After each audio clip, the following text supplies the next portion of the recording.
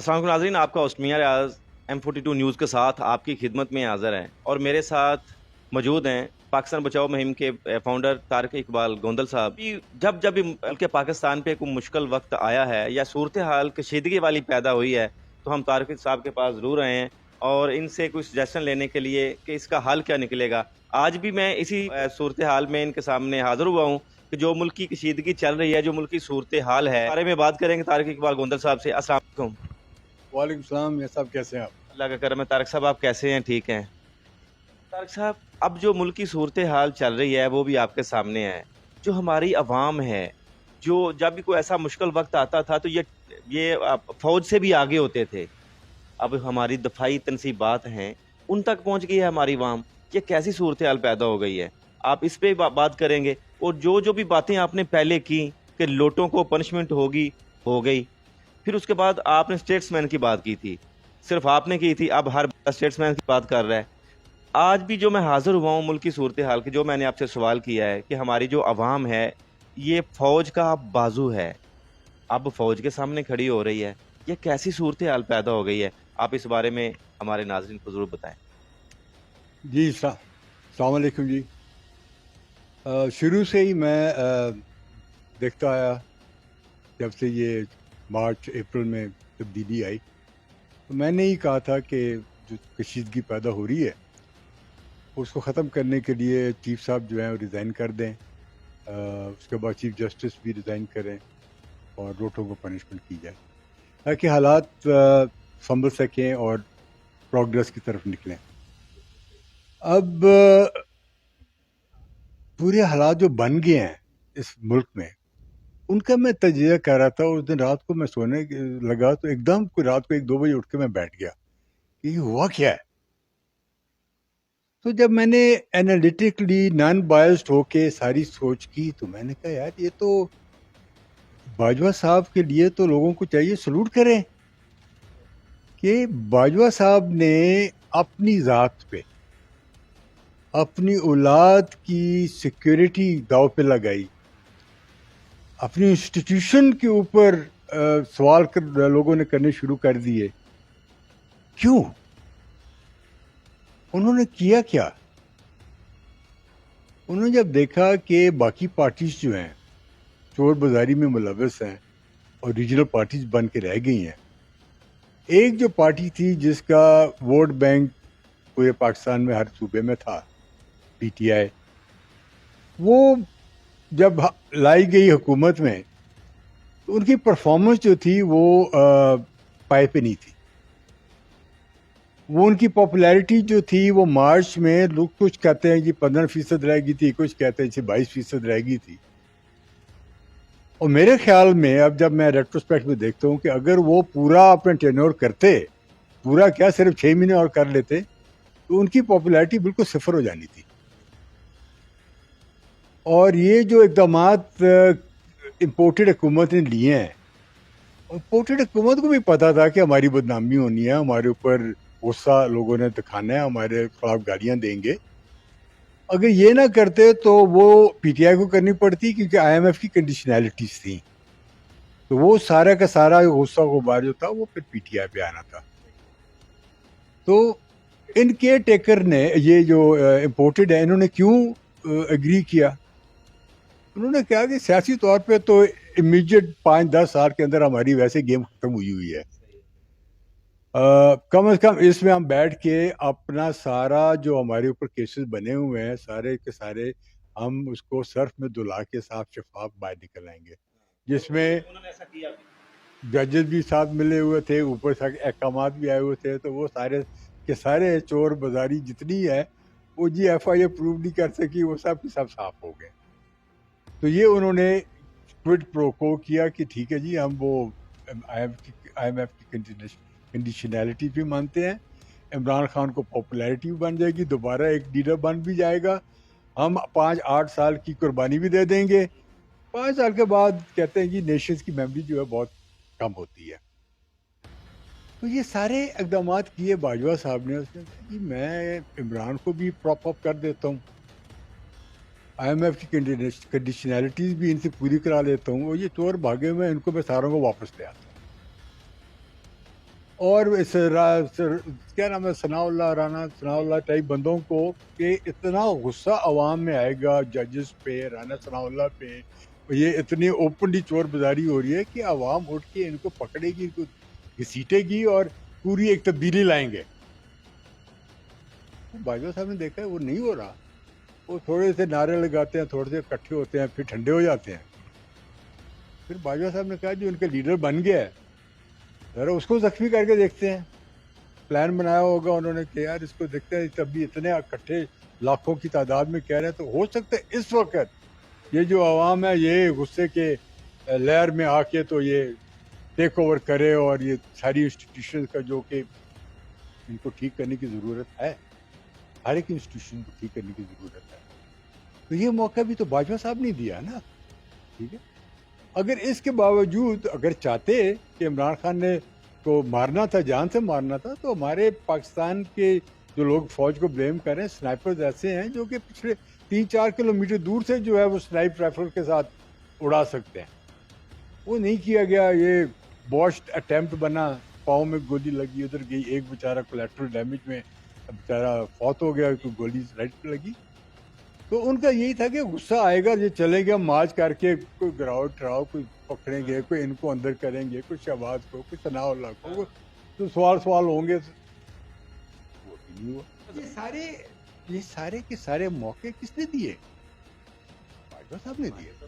ٹھیک ہے، اور سارا کچھ اپنے اوپر انہوں نے لیا، ساری گلٹ اپنے اوپر لی. کیوں ہر ایک کو ایسا کیوں کیا انہوں نے کہا ہوگا کہ ملک کو سیدھا کرنے کا بس یہی طریقہ ایک رہ گیا ہے، ورنہ قوم جو ہے وہ تو اٹھ نہیں رہی، بیوروکریسی ٹھیک نہیں ہو رہی، پولیٹیشینز ٹھیک نہیں ہو رہے. فوج کے اندر بھی بہت سارے سوالات آ رہے ہیں. جی آئی ایس پی آر کہتی ہے کہ جی ہم غلط نہیں کر سکتے. بھائی مارشل لا لگتا ہے، اس کے بعد ان کا کورٹ مارشل ہوتے ہیں، تو یہ اس لیے ہوتے ہیں نا کہ فوج والے بھی کوئی غلطیاں کر رہے ہیں، وہ فرشتے تو نہیں ہیں. اس کا مطلب ہے یہ ملک کے لیے باجوہ صاحب کی قربانی سمجھتے ہیں آپ؟ مجھے تو یہی نظر آ رہا ہے، ورنہ اور کوئی اس کی لاجک سمجھ نہیں آتی. پہلے تو ایک بات اپنا طارق صاحب ایسا ہوا کہ پی ڈی ایم بنی عمران خان کے خلاف، تمام جماعتوں نے اتحاد کر لیا. اب تمام جماعتوں کے ساتھ اسٹیبلشمنٹ میں بھی اتحاد کیا ہوا نظر آ رہا ہے. تو یہ ہونے کیا جا رہا ہے؟ اب اس موڑ پہ آ کے تو جو حالات بن چکے ہیں اس پہ آ کے تو صرف دو ہی آپشن رہ جاتے. ایک تو ہے جو میں نے شروع میں بھی کہا تھا کہ انفارچونیٹلی جو ریولوشن کی باتیں کرتے ہیں، ریولوشنز کے اندر جب اکٹھا ہو جاتی ہے عوام، اکٹھی ہو جاتی ہے، توڑ پھوڑ شروع ہو جاتا ہے، مار کٹائی، قتل و غارت شروع ہو جاتی ہے، تو اس کے اندر اپنے بڑے ویسٹڈ انٹرسٹ بیٹھے ہوتے ہیں جو ساری کی ساری چیز کا رخ جو ہے اپنے مفاد کے لیے لے جاتے ہیں. اب ان کے مفاد پہلے بھی باتیں ہو چکی ہیں، آج کل میڈیا کے اوپر سارا بھرا ہوا ہے کہ جی کوئی ملک توڑنے کی باتیں کر رہا ہے، کوئی نیوکلیئر فیسلٹیز کو نیوٹرلائز کرنے کی باتیں کر رہا ہے، کوئی نیوٹرلز کو کہتا ہے کہ وہ نیوٹرلائز کر دیں گے، کوئی کہتا ہے کہ یہ محکموں. تو all these things are boiling up. اللہ نہ کرے کہ یہ ہو، کیونکہ اب تو میں اگلے دن کہاں بیٹھا تو لوگ کہہ رہے تھے کہ وہ جب لائرس کی مارچ شروع ہوئی تھی پرویز مشرف کی، وہ instead of going toward Islamabad ان کو چاہیے تھا کہ پرویز کے مشرف کے گھر چلے جاتے. تو ادھر بھی لوگ کچھ کہہ رہے تھے یہ مارچ جو ہے بجائے اسلام آباد جانے کی، وہ ایک جگہ آتی ہے نا، ایک سڑک اسلام آباد کو جاتی ہے، ایک پنڈی کو جاتی ہے، تو کسی طرح بھی یہ رخ بدل سکتا ہے. تو اگر آج بھی بیٹھ کے سوچ لیں کہ جی یہ مہذب طریقے سے، یہ جو تینوں بندے ہیں، عمران خان کی بات کر رہا ہوں، جو پی ڈی ایم بنی ہوئی ہے اور ہماری اسٹیبلشمنٹ ہے، لگ نہیں رہا، عوام کو بالکل نہیں لگ رہا کہ کوئی پاکستانی مفاد میں بات کر رہا ہے، جو پاکستان کے حق میں بات کر رہا ہے. نقصان کس کا ہو رہا ہے؟ صرف عوام کا اور ملک کا. اور سر میں اکثر کہتے ہیں لوگ کہ جو ہماری گورنمنٹ ہے وہ بھی امریکہ بناتا ہے، جو ہمارا آرمی چیف ہے وہ بھی امریکہ لگاتا ہے. تو ہم ایسا کیوں نہ کریں کہ جیسے ہم کوچ منگواتے ہیں کرکٹ کا، ہاکی کا یا کسی اور کا، ایسے ہی کوئی بندہ باہر سے امریکہ وہ بھی بھیج دے کہ یہ ٹیک اوور کر لے ملک پاکستان میں. ہم تو آپس میں لڑ کے مر رہے ہیں. ممکن کیا ایسے ہو چکا ہے. آپ کے جو شوکت عزیز تھے وہ شکل میں پاکستانی تھے، پڑھے ادھر تھے، مگر انہوں نے تو امریکہ نے بھیجا تھا نا، وہ امریکن سٹیزن تھے، سٹی بینک میں کام کرتے تھے. اس سے پہلے قریشی صاحب تھے، کیئر ٹیکر گورنمنٹ آ کے ہیڈ کی انہوں نے. ملک کے اندر 220 ملین کی آبادی ہے، اس میں سے کیئر ٹیکر نہیں ملتا تھا ان کو. تو یہ سارے دیکھیں باتیں اس وقت آتی ہیں جب خود مختار ہوتا ہے نا انسان، چاہے اپنے گھر میں ہو، چاہے اپنی برادری میں ہو، چاہے اپنے ملک میں ہو، تو وہ پھر اپنی بات جو ہے منوا سکتا ہے، اپنی بات کہہ سکتا ہے جب وہ مقروض ہوتا ہے.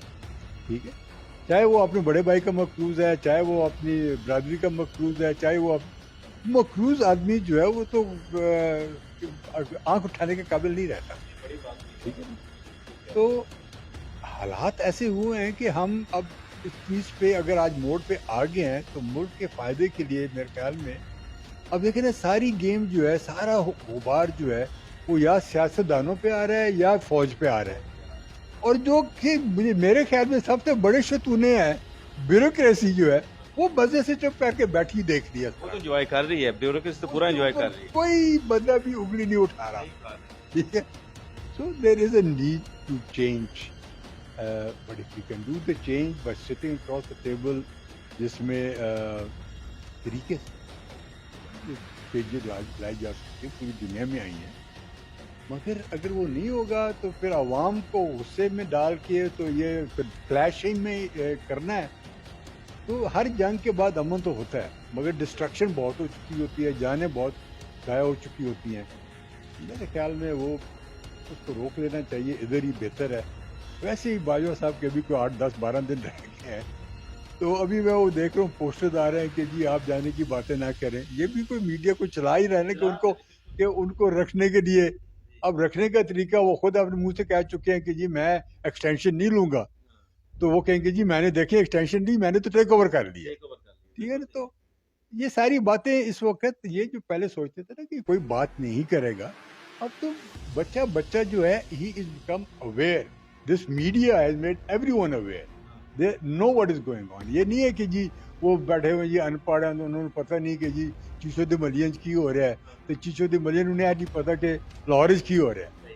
سب کو پتہ ہے. جتنی بھی باتیں آپ نے پہلے کی ہیں نا، وہ بعد میں وہ لوگوں نے بات کی ہے، وہ میں نے لوگوں کے منہ سے باتیں سنی ہیں جو آپ نے کی ہیں.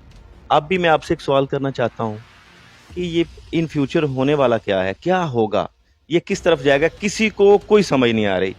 آپ تھوڑا سا عوام کو سمجھا دیں ہوگا کیا، یہ جو صورتحال اب پیدا ہوئی ہے.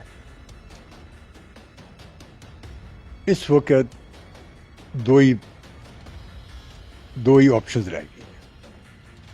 جس طریقے سے عوام بچے لے کے نکل رہی ہے، عوام کی بوڑھی عورتیں نکل رہی ہیں، جوان نکل رہے ہیں، تو میرے خیال میں اب سو کالڈ اسٹیبلشمنٹ کو رائٹنگ آن دا وال دیکھ لینی چاہیے.